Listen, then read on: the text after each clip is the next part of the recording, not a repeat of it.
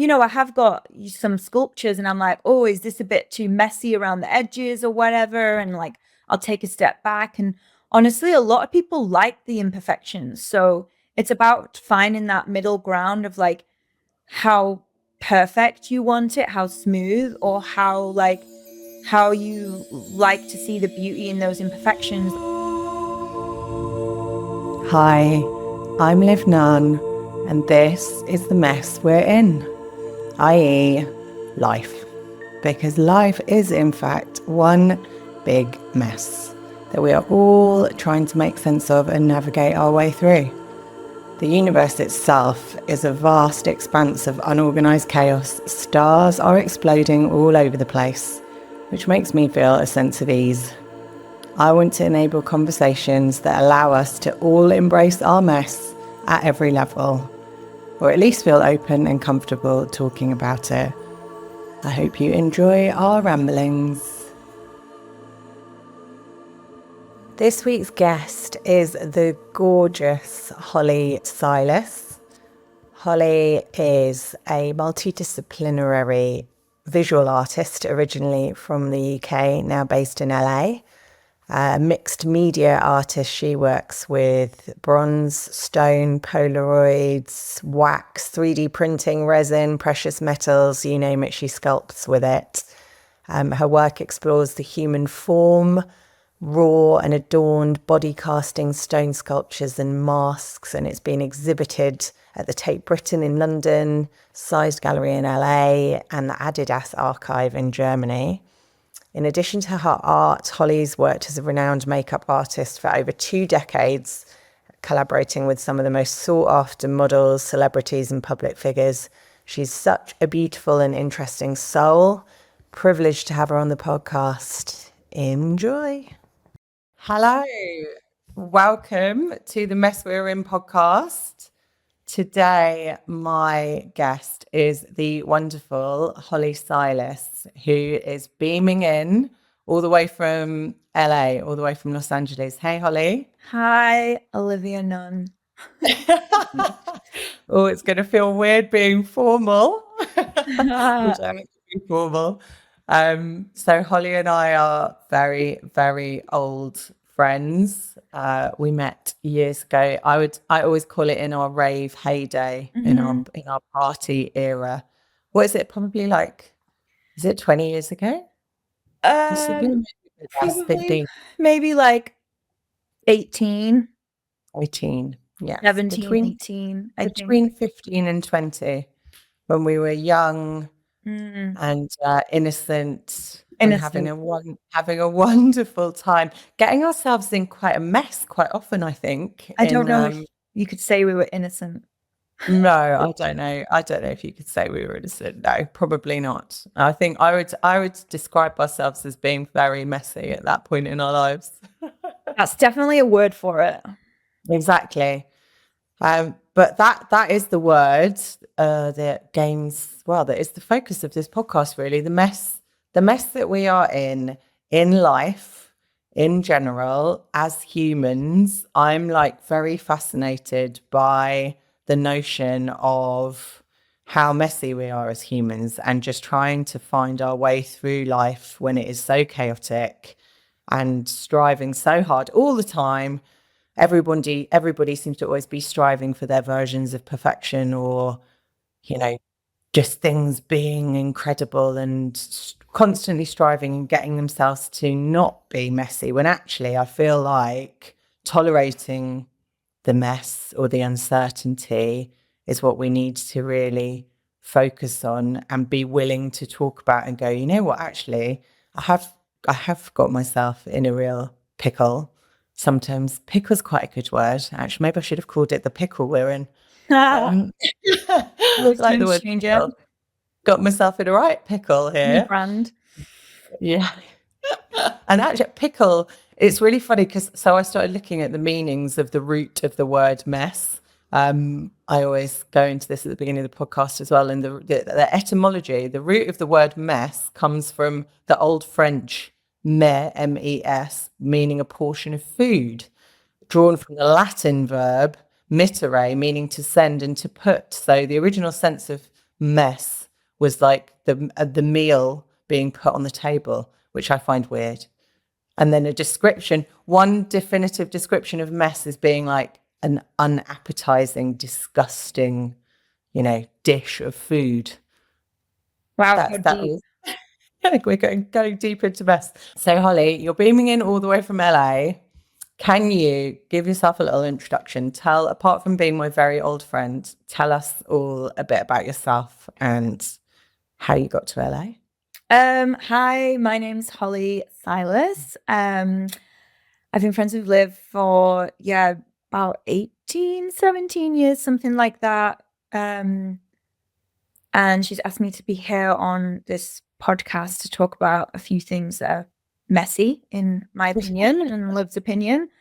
I'm in LA right now. I moved here 7 years ago from London. I was in London for 14 years. I moved there when I was 18 from Manchester, or a little town in Lancashire, should I say, close to Manchester, for the specifics. And I'm an artist. I work in fashion and beauty as a makeup artist, and then I also make sculptures.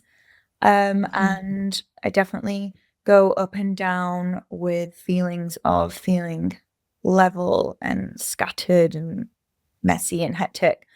I love that. I love what you just said there about even like going up and down and like feelings of going up and down. But I wanted to ask and relate that to your art, like, because making sculptures, right? That's a messy process. How do you find working when you're making your art? Because I often, some artists describe the process of creating art can be very messy in itself, or how do you experience it? How do you find that in terms of like the mess you create or what comes from it? Honestly, the mess that I create from my sculptures is one of the main reasons I don't like making things. I thought you were going to say is one of the reasons it's so fulfilling at the end. No, sorry. See what comes from the mess. No, okay, that's good. No, I That's good hate it. It's really distracting. I can't work in a mess. stuff. I am a messy person naturally, and I'm constantly like trying to clean up after myself, and I'm very scattered. So if I don't have things laid out in front of me, like my materials, my tools, and like even if it's just trying to do paperwork on my laptop, if I don't have it all in front of me, I can't remember what I'm doing.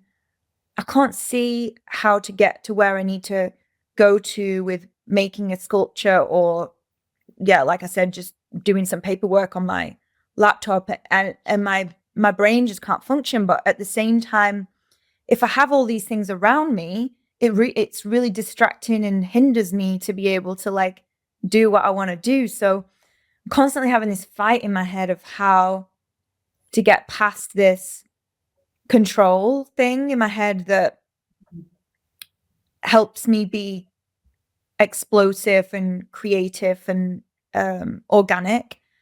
And then it also makes me like retreat and not want to do anything. So it's a constant battle in my head. And my studio, I mean, I can show you a little peek into my studio right now. It's absolute chaos in there, and I hate it. And sometimes it's really tidy because I'm going to show someone some like pieces, and depending on where the pieces are, depends on how much room is in there. It was also used to be a spare room at the same time as being my studio, but I got an extra table, so that's like impossible now. But and then I That sounds like that was an attempt then to organize the mess, though. If you got an extra table, does that help? No, it's an attempt to basically make more stuff. Create more mess. So Yeah. you said a minute ago that you consider yourself a messy person. So Yeah. what does that mean? What does that consist of? How would you explain your messy set like what's a mess to you? I think I was born that way. Like growing up, my bedroom was always like a mess. You couldn't see the floor. It was Okay, just so stuff. that's messy. But growing into an adult, working and living with different people and having respect for them and their space and how they want to live and how they want to work really, really, really helped me with my own space, and my house is like immaculate. Like I hate things being out of place. Like even having some Christmas decorations up spins me out and I hate it. But Really? yeah, I hate it. And like, you know, I've got a few things out right now because I'm trying to sort out my Lithuanian passport, and like I was going through some documents and I noticed it's missing a document, and I only just noticed. And if I was more organized in my head, I would have noticed that. And I get frustrated with myself because I do my best with trying to be more organized and productive in that sense, but it doesn't come naturally to me. So I'm always trying to keep my life pretty what's the word? Like streamlined? Streamlined and like accessible. Like instead Yeah. of things just being like on top of things. Yeah. And like So not letting it pile up, trying to be manageable. yeah, And and it's something I struggle with the most for sure. But I think with that messiness comes this natural flair for creativity, because yeah. I'll go from one thing to the next thing to the next thing to the next thing in my mind, in my imagination, which is Yeah. also can be classed as like messy. Do you know what I mean? If I was very like Mhm. focused and streamlined and like could get from A to B with just being on one road, I probably Mm. wouldn't be an artist. I would probably be an accountant. You know what I mean? That I think like for creative people, I've already come to this in some of the discussions on this podcast and on this topic. Like it is the depth and the wealth of material in that mess. Like there's so much goodness in there. It's so deep that it brings out Yeah, it's a the constant best elements. experimentation. All creative people, I think, have some maybe level of what you could express as a messy mind. It's Yeah. a different word, messy, because it's got these negative connotations, but actually, like we refer to the universe at this point where I'm like, the universe is actually a complete unorganized mess. The stars and the galaxies, none of it is organized, and it's beautiful. And it's like the best mess that there is that's come from just like absolute explosion of chaos. In your artistic process, like when you talk us through a bit about how do you create and how do you handle if you hate it so much, if you hate that mess, how do you deal with forming, like the process of forming one of your sculptures, for example? How do you manage it? Tell us a little bit about that. Well, I make so many different types of sculptures with different materials, so each one has its different mess level.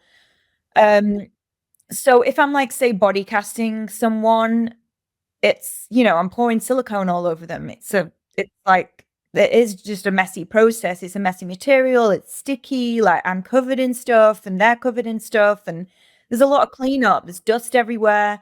But then the end result. It's a constant like cleanup in each, and then there's like each little mini process to each bigger process to get to the end result. And so I'll do bit by bit, and then I'll make the next part of it. I'm not going to describe each part to you because it was a very lengthy process, but yeah, I try and like clean up as I go, but also try That to was going to like be my next question. Do you just let it all happen, or do you have to clean as you go to like no, you manage have it, to clean as you go because control it'd it? be Yeah. impossible. Okay. Because I need to be in like different rooms to do certain Mm. parts of it, and then um but yeah, there's like, you know, if I'm making something in stone, which is like a fine cement, there's like leakages and cement all over the plastic and all over me and my socks and my clothes and my hair, and I've got a mask on, and I've got like everything else on, and I'm digging around like the bowl with cement, and I'm covered in it's unavoidable. So that's like one. Some people would find that intolerable, but do you enjoy Yeah. that bit? Do you just get stuck in? Do you I mean, like yeah, it? I get stuck in because it's the only way. So Mm. but and then there's like other processes that I do where I sketch and then I'll make a piece from 3D printing. And Okay. that's just sketching. It's done on a laptop. I have to include multiple people. Whereas if I'm making something out of stone or resin, it's just me. I'm just making it with my own bare hands. Um, and the 3D printing is a much streamlined, cleaner process, but it's much more expensive and it's a different type of result. And at the moment, I'm looking into 3D printing a piece that I tried to do last year.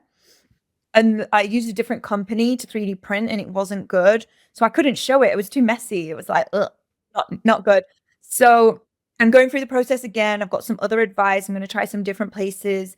But again, it's like it's a different kind of process. So it's a different kind of mess level. It's more like it's more in my brain and I like have to compartmentalize the route to get to the end point.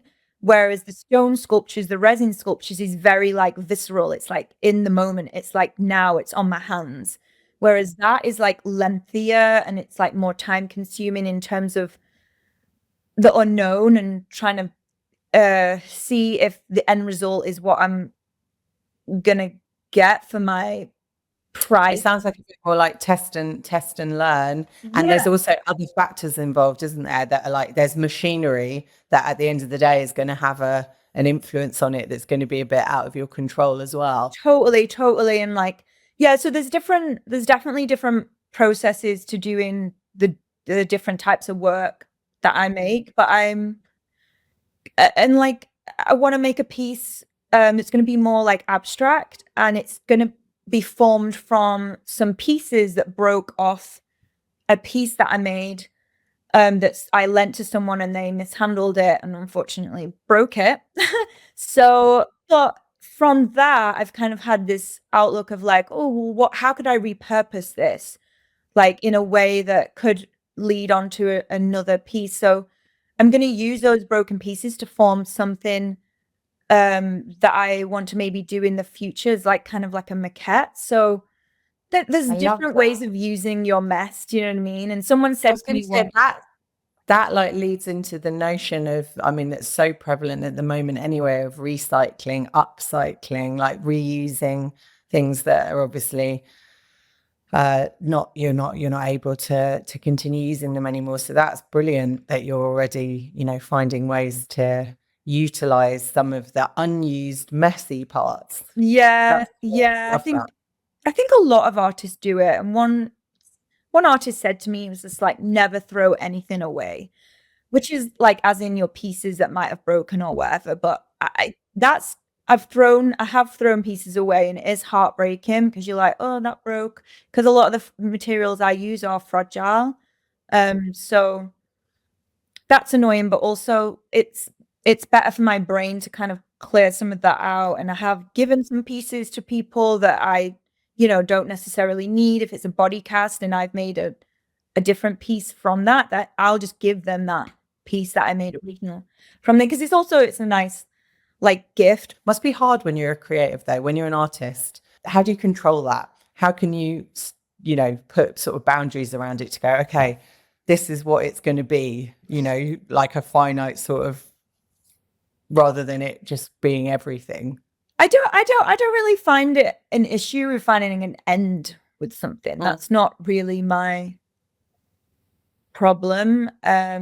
What things can you do or help structure mess in your mind? Like if you find things are getting overwhelming, or if you find like you've got too many things to do or too many ideas, or there's a lot going on, let's say like creatively, how do you organize stuff in your mind? And then like if you're having to think about real logistics and functional things like finance and admin, what do you do to help manage the mess in your mind? I've done this for years, from since maybe around the age of like 20, probably. I just bank ideas and I just wait for the right opportunity to make that idea like a reality.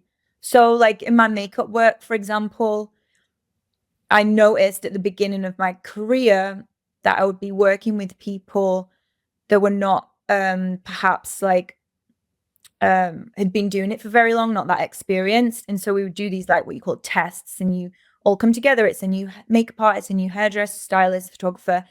and you obviously all trying to give your best work, and you talk about the process and what you want to do and what you want to achieve, and it's exciting. But I remember doing something and it being cool, but the photographer just couldn't capture it. It would look grainy, or they just couldn't get the color, or it'd be too bright and it would bleach out the color, or, something was like off, or the model wasn't good and it was off. And so I would repeat that idea again and again and again until someone captured it the way that I wanted to see it. And so I learned from that like you don't have to like just give your best idea to like someone. It's about strategically figuring out who you can collaborate with to make that idea. If it's a collaborative process, like it would be in my makeup work, in my sculpture work, like, it's just me doing my thing, but that came later. But even with that, doing commissions and stuff, you can propose an idea, and but sometimes they want to think that they've come up with the specifics of the idea, and it's a psychological thing to make them think that they did so, and then they're happy. But so and then you'll like have this idea and you're like, okay, I'm just going to bank this for like the next time someone might have something that could work for, or I do it for myself. Do you physically do you have a big computer list where you store it, or have you got notes in your phone? Like, what do you do in a practical way to? I have like sketches, or honestly, my ideas, I just remember them. I just remember them. You've got good memory. I struggle with that. It's so interesting. Not really. I don't know. Yeah, no, but we're all so different. Like, I have to make notes on my phone. I have to. Yeah, I do that as well. Yeah, because I wouldn't remember them, and I would also, it would get me worked up in my head. Like if I tried to and then I couldn't remember, that would make me start to feel like really anxious or really annoyed, or really, I think it would make my mind messy if I had to try and remember it. Yeah, I mean, there's some things That's like just differences. I make notes, but some ideas that I have, like I'm going to forget them. Yeah. And then sometimes, I'll make notes if it's like a particular type of sculpture or whatever. So yeah, I have a bank, and as a creative person, I don't run out of ideas. I'm lucky like that. So, and sometimes ideas can just be ideas, and like they never reach their realization. And I have this one project I would love to do, but it would involve a lot of people and money, and like it would have to be a commission, and I don't know if it'll ever happen, but I would love it to. So yeah, I don't know, I have a different way of just managing my own expectations, I guess. Yeah, of course. How do you find dealing with, it sounds a really sweeping generalization to just say messy people, but I'm going to try and specify a bit more, like really difficult people. So messy people in the sense that, like, I'm sure you've come across characters in your lines of work across the years where they're either really obnoxious, or they're just very demanding, or they're really like big, huge, messy characters, or they're just like all over the place and they actually can't describe what they want, and they're pulling you in one direction, pulling you in another direction. Like, how do you deal with messy people? I think it's just a trial and error situation. Like, have you come across these types of people? Of course, like every week in my job. As a makeup artist, you'll get someone described to me that they wanted the look to look like they'd just been in a sauna.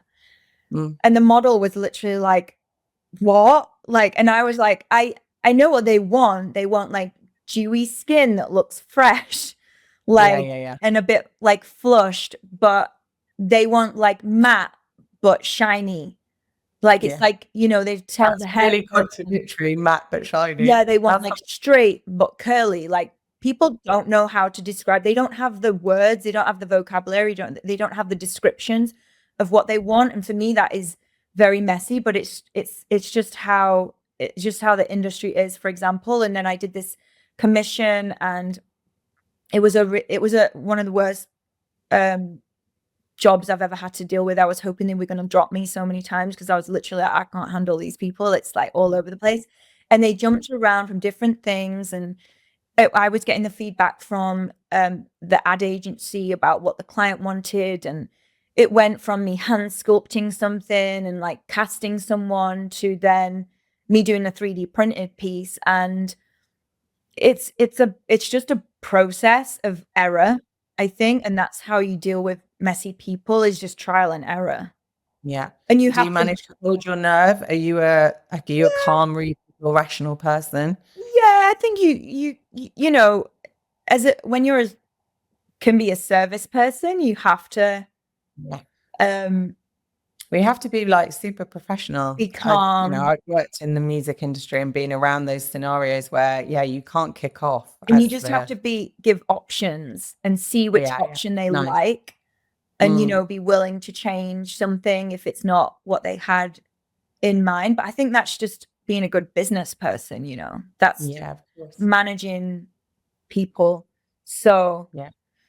yeah, there's like, I think that's how you handle them.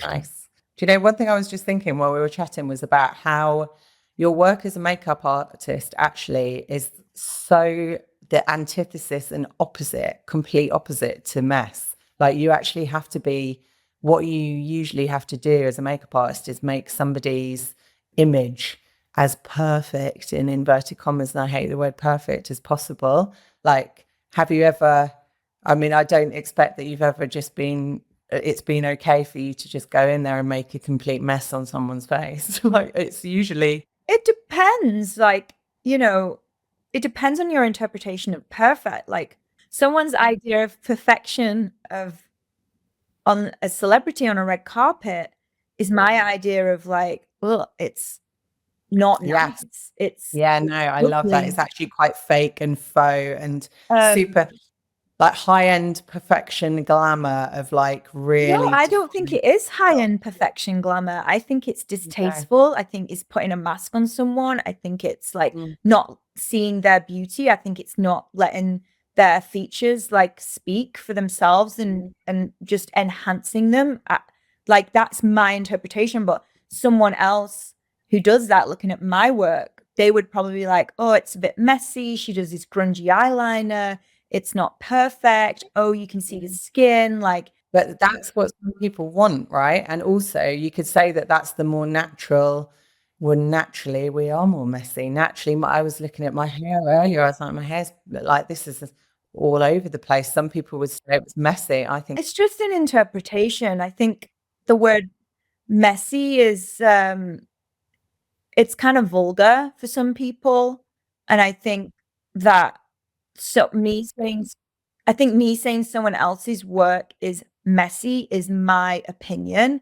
And I think that that's unkind. And I think if someone says that about my work, they can have that opinion. But obviously, I'm not going for that. I think, if I'm going to do a messy, gothy eye, I would never call it that. I would call it something that's like deconstructed or something that's worn in. Like it's different. And I think definitely I get briefs where there's an editorial and it's like, we want this painterly effect, that could be interpreted as messy or whatever. Like I don't get booked for the red carpet perfection glam wearing a mask. I can do it.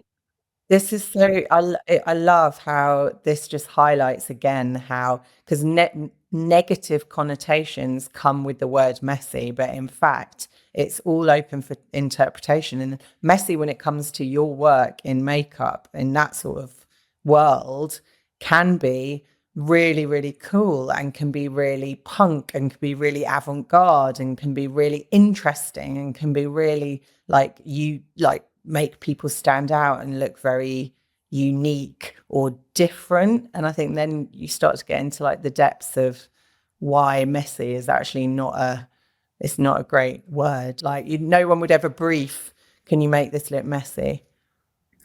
Or they might Sometimes. do, but there should be better language though. Make her hair look messy. There should be better language for it. Yeah, I think, yeah, I think there is. I think, people like can stretch that word, and like it's not going to be misinterpreted really if you're like with professionals and you've got a brief and things. But I have got some sculptures and I'm like, oh, is this a bit too messy around the edges or whatever? And like I'll take a step back. And honestly, a lot of people like the imperfections. So it's about finding that middle ground of like how perfect you want it, how smooth, or how you like to see the beauty in those imperfections, like wabi sabi. Like, I feel like try and live my life by wabi sabi. I don't know if you know what that means.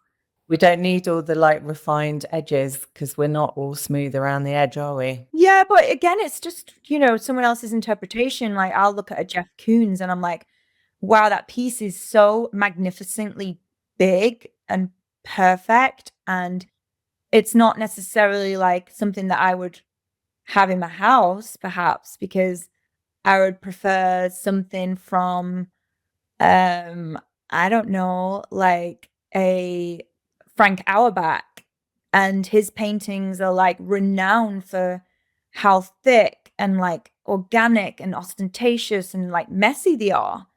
That's just my taste. It's about taste. Exactly. No, it is. Like I love Joan Mitchell's paintings and they're just massive messes or scribbles or huge. They can be interpreted as that. So loads of people I'm sure think that Tracy Emin's work is really messy. Like you can yeah, yeah. It's interesting. Love it. Um all right. I'm going to ask you a big one, getting into the personal stuff. What would you describe as the biggest mess you've ever got yourself into in life to date? Um, Any perspective, you define it.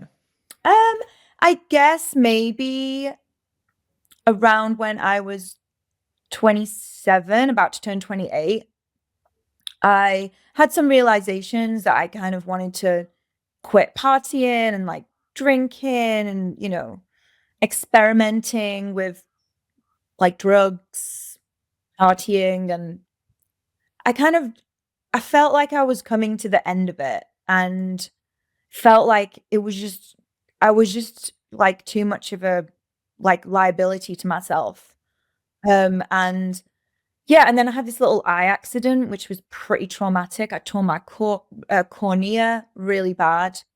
And that kind of just, um, I went headfirst into this huge healing journey to try and fix that. I had an operation, did ayahuasca because I wanted to quit, the party scene. And I had a lot of friends that had been doing that, and it seemed like a good way to kickstart that journey. And then, yeah, I guess that kind of opened up a whole world of um my brain kind of like unraveling in a way that, yeah, you could interpret as being messy and unfolding of all this stuff that I hadn't dealt with, that had banked its way up into trauma and just not dealing with things and causing me pain and harm. So that was around the age of like, yeah, 27, going up to the age of like 30. And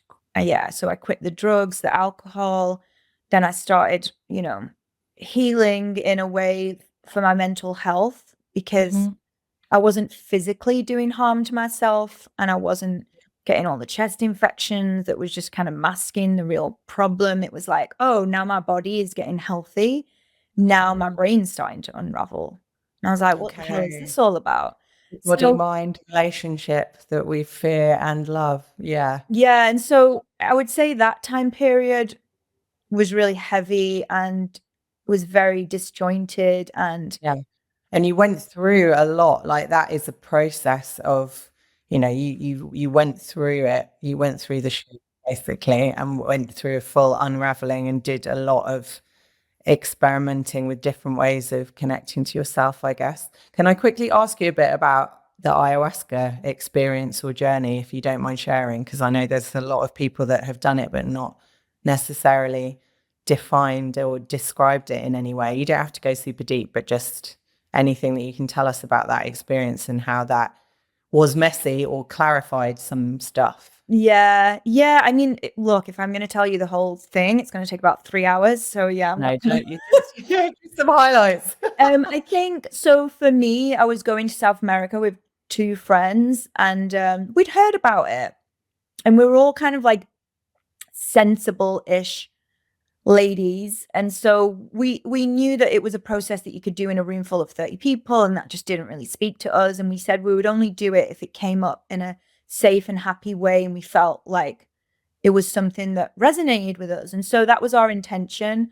And yeah, what I wanted to get out of it was I just wanted to find peace and I wanted to feel healthier and I just wanted to end this chapter of like this self-destruction that I was doing, which was, it'd been really fun. I don't regret anything of those years of partying and going to warehouse parties and traveling the world and like going to all these different clubs and enjoying it and like, experimenting and like having loads of fun essentially. But Right, it was fun with complete mess. I was there with you on some of those experiences. And as in when we're talking about getting yourself into a messy state, like, we've both been in drug induced scenarios where we've not had complete control of ourselves in any way and have probably put ourselves in quite dangerous yeah, and circumstances. I did that. Had all the fun, but really, really like liability messy. Yeah, yeah. And so I wanted to stop that because I'd put Yeah. myself in a few situations that weren't safe. And Mm. I just heard about ayahuasca and it just sounded like it was something that I would potentially benefit from. And so we did it and it was a safe environment and we had, all the things around us to take care of us and had set my intentions for it. And it was like, it was an amazing experience. And a lot of people, I don't think, have such an amazing experience the first time they do it, perhaps, but mine was, and it changed my life forever.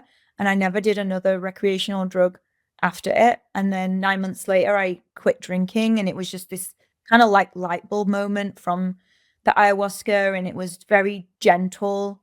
And I think it was like we drank 5 liters of cassava root before we did it. So it cleaned our system out before we did the ayahuasca. So we didn't get the regular, you know, purging when you do it, because he wanted it to be more of a gentle experience. So I appreciated that. It was amazing. I did it another time after in London, which wasn't so fun, and I wouldn't do it again. I have no desire. I feel like I got what I wanted out of it, and I didn't disrespect it. And I think a lot of people do disrespect it, and they use it as a psychedelic to perhaps have more fun and stuff. And I never did it like that because I read a lot about it and I was petrified. So, and I'm glad I did. And I read that book by Daniel Pinchback, which helped before. And I think just, What is that? Is that a book specifically on um, iOS?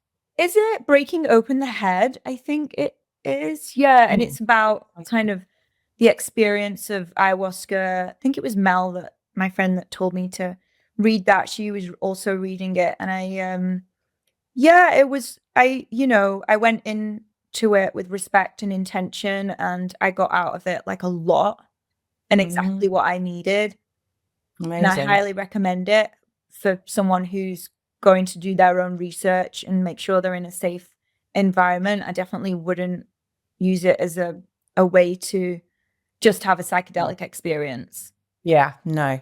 You used it with an intention to come to a different state of mind, essentially, and living. I mean, for you, it was like a Yeah, it was big like a experience. living kind of Yeah. amends to myself.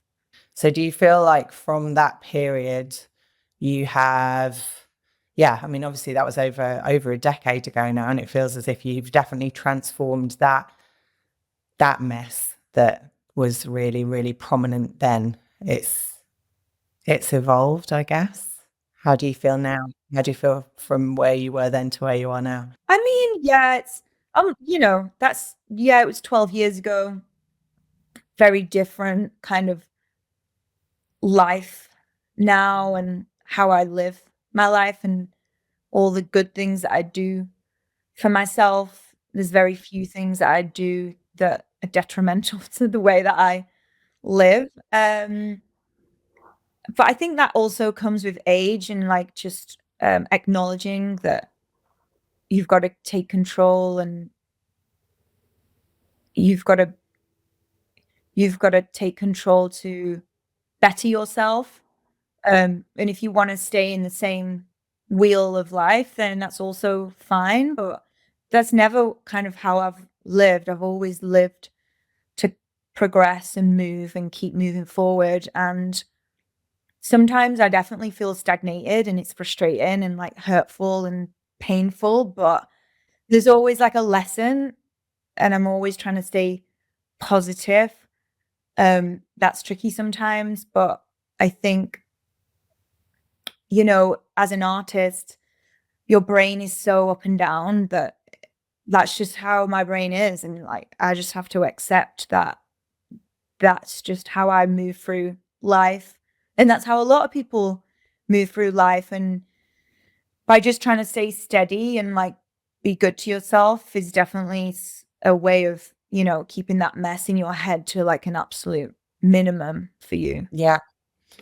Can you go back to what it felt like you were about to say, that when you dealt with the physical, or whilst you were dealing with all the physical, then, you know, you weren't getting the physical infections and you were obviously looking after your body and you're not drinking, you're not putting toxins in your body. And I know you do a lot of yoga and you've got a very strong physical body and you really look after it. And you mentioned that you felt like then your mind started to unravel more. Or does it feel like, what was the change when you got rid of that layer of mess of, you know, alcohol, toxins, drugs, what have you? Did it open up more space in your mind that could then get confused or filled? Like, what do you think happens? Yeah, I mean, definitely my body was telling me that, okay, you're good now. Like, we can uphold you for you to deal with this stuff that's going on in your brain, for you to download and deal with that. And Mhm. because your body's not constantly fighting to heal the physical things, then your body is like able to then start to unpick the things in your brain that aren't so clear and um straining. And so you can start to like section the parts out and start to just be able to deal with them. Mhm. And then they take space and then you're like clearing all this stuff, this debris that's like picked up through your life that's just constantly, you know, being stored in your brain. And Yeah. like it just gave me the space to be able to work through some things that I'd never really dealt with that you pick up Right. from Yeah, being yeah, a yeah, of kid course. or trauma or whatever. And like just acknowledging it and just being able to work through it. And then you can be like, okay, put that to bed. And like, what's the next thing I need to deal with? Oh, it's that thing that happened to me. Da da da da da. Like, it's like, Yeah. okay, let's think about that. And how am I going to deal with that? And More capacity to deal with it because I'm yeah, also sober now, and I definitely feel like, although sometimes I feel like it does me a disservice because you don't have that ability to numb out. So actually, I feel like I feel feelings more than I ever have done, and I feel like my yeah, well, that's nervous a good system. thing. Yeah, oh my God, it is a good thing. Exactly. No, I agree completely, but it can be quite scary in the first instance, and it takes a lot of ongoing work. I think we both appreciate and have both been doing different sorts of, and it's all interrelated, right? So the somatic work, the stuff that you do with your body, is obviously then having an impact on your nervous system, and it can help pacify your mind, and all of those different kind of techniques and things that you can do, I find at least, are really soothing and helpful for me to like sort my mind. I know that if my mind is racing or going really fast, if I feel like everything's getting really messy and I'm like unable to organize what's going on in my head, then just going, walking, trying to do some yoga, breathing, doing all those things, it is actually really helpful to help organize the messy mind. Yeah, just taking space to give your brain to pause. I think like I've learned to like pause and sit back instead of being so reactive. And I think that is what's come from like the clarity of, yeah, just sorting out stuff, mental health problems, in my head that give me anxiety and like depression and kind of obsessive thoughts. All of that, just quieten it down a little bit and just kind of acknowledge it, but knowing that it's never going to go away, but just managing it, I think is a way that I definitely have dealt with things since I did the ayahuasca and I quit a bunch of things. So yeah, because that all adds on to it, like all those toxins, like your body's constantly fighting to relieve yourself of that like pain or um healing from a hangover. And if you don't have any of that, then it's going to give you more room to deal with the other things that never get a look in because it's always trying to deal with the hangover or the other things that you're doing to yourself. So yeah. How long have you been sober? Me? Yeah. Well, it's been a year this time, a year exactly on New Year's Day. And then I had 8 months where I was drinking just champagne and cocktails when I turned 40. That doesn't count. Before then, I'm sure I told you that before then I did a year and a half because that was when I had my really awful year in 2022. So I did a year and a half sober, then 8 months champagne and cocktails, and then I've done another year. So yeah, I've done 2.5 years with a little break in the middle. Champagne and cocktails. Champagne and cocktails only. That was one way Basically of just not wine and beer. I know, and I thought I wasn't going to allow myself to get too messy because I was only drinking refined beverages. But it turns out if you have 4 margaritas, then you do get in a mess. Yeah, I would maybe cut that out. Well, I have. It's back to nothing. I mean, cut it out of the podcast. Oh, right.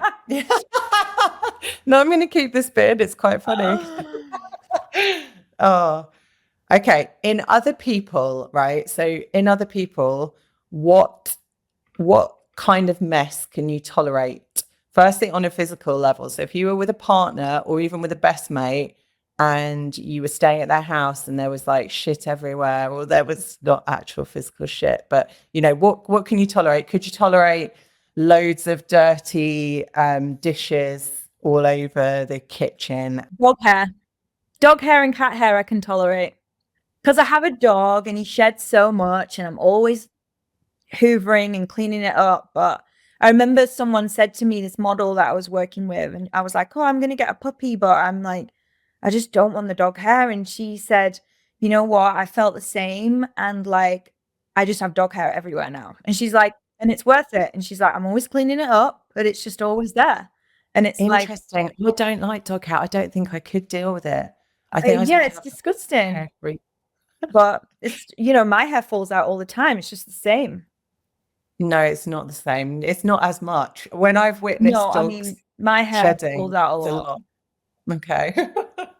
So you can tolerate hair. Okay, that's good. What about food remnants? Like this makes my blood boil when there's disgusting like old bits of food like from the day before. Just stop talking. None of it. Okay.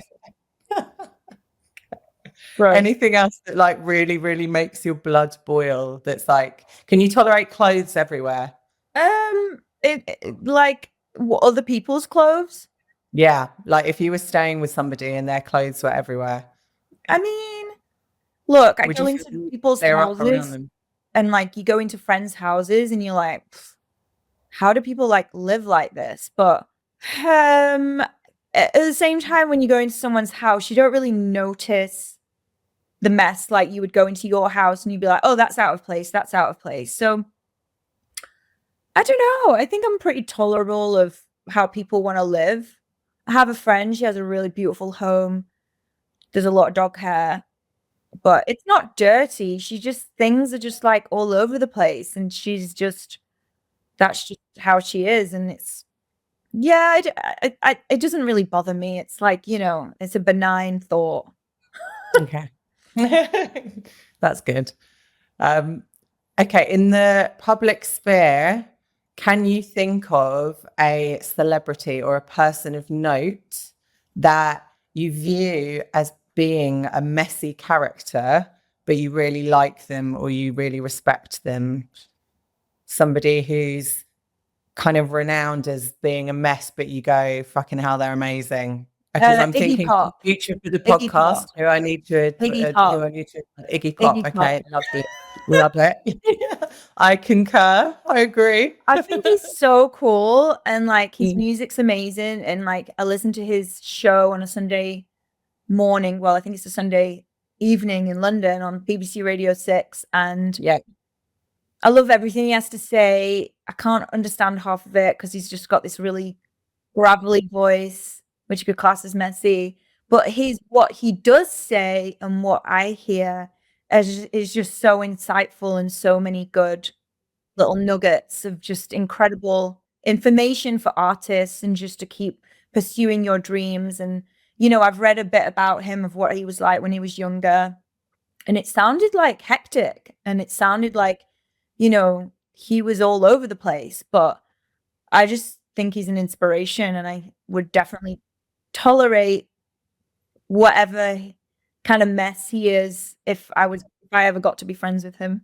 yeah, exactly. But that's it. I just think like some of the messiest characters, this is what is so like great and gets me about this conversation when it starts going to those places of like you might define them on a really surface, superficial level as messy, but they're like awe-inspiring, and what they create and what they do and the music they make. Like musicians are a really, really like good like bunch of people to discuss, and we can get onto messy music shortly to finish up. But yeah, I think that there's certain types of noise or music that people would define as like, some people can't deal with rock or punk or that heavy metal, Yeah, I and hate other pop music. people, well, but I mean, punk, like other people absolutely can't deal with heavy metal. Like they hate it because they think it's just like noise. And Mhm.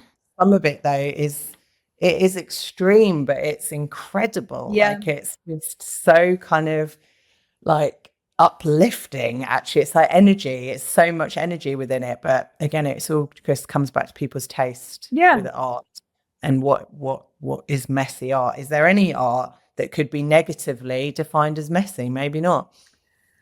Um, I don't think so, personally. I don't think art should be defined as messy. I think again, it's a taste level, and I think there's definitely some artists which I can't stand, and I don't like their work, but it creates this emotion in me. And for anyone to create an emotion in me like that, I have full respect to. If I hate art, I'm like, wow, you did something to me. I don't know what, and you made me feel something, and I respect that. Doesn't mean I like it, doesn't mean I want it on my wall, or I'm not going to go to their show. But if I see it and I'm like, oh my God, I hate this work so much. It's I like, hate it so much that I respect you massively. Don't yeah.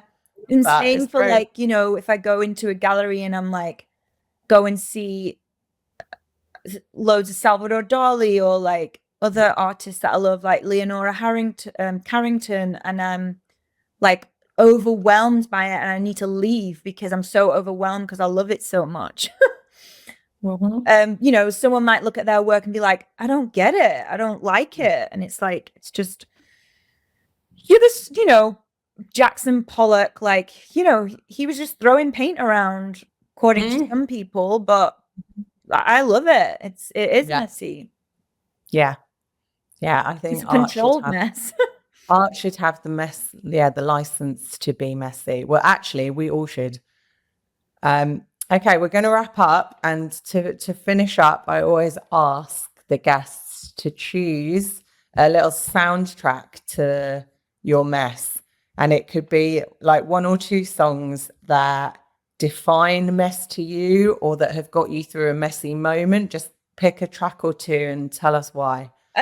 Well, I love PJ Harvey. I love her so much. I just saw her at a show at the Greek Theatre, and it was like such an incredible theatrical performance. Yeah, And I love the song that she did, A Mess We're In. with Tom Mess York, I around. think it is. Yeah. Just the title. I don't really listen to lyrics too much. I listen to like the melody and like the feeling of the song. And yeah, I love that. I love any of her music, but that's quite apt of a title. It is the title of the podcast, in fact. And then a John Mouse. I'm not sure how you pronounce that. Okay. Keep Moving On Up, I think is the song. Let me just check it. That's okay. I'm going to look it up and keep moving on up, see if we can play it, but in the Keep background. Pushing On By. Sorry. Yeah, and I love that song, and it's I'm very allowed to play tracks in the podcast, so I'm going to play a little bit and see if we get away with it. Very progressive, so it feels like you're constantly like moving forward. Nice. Like it. Love it. Okay, John Mouse, Keep Pushing On. That will get added into the playlist. Hopefully we won't have to pay any licensing cost on the clip that I just played. Amazing. Oh, thank you, Holly. This has been wonderful. I'm so thrilled to, well, A, have you as a friend, and B, have you on the podcast to talk about mess. And thank you for being so open. It's really got me thinking about artists and creativity and how mess can be an outlet, and how art, in my opinion, now should never be viewed as messy. Yes, well, thanks for having me. It's an honor. Yeah, pleasure. I can't wait to see what you create next as well. So everybody look out for Holly's work. I'll pop some links to all of your websites and stuff in the pod details. And thank you so much. It's been amazing. See you soon. Bye, Holly. Bye. I am so grateful to you for tuning in and allowing some more mess to be uncovered with me. The Mess We're In is edited by David Strutt, music by Michelle Cade, who you can find on Spotify as Mind Like Water, and I am Liv Nunn. If you enjoyed this episode, it would make such a difference if you can hit follow or subscribe and share in any way. It really helps get this conversation flowing in a less messy manner. If you want to know how to connect with me, all the details are in the show notes. I'll be back very soon to spotlight and honour more of our messy selves. Be open, be kind, be messy.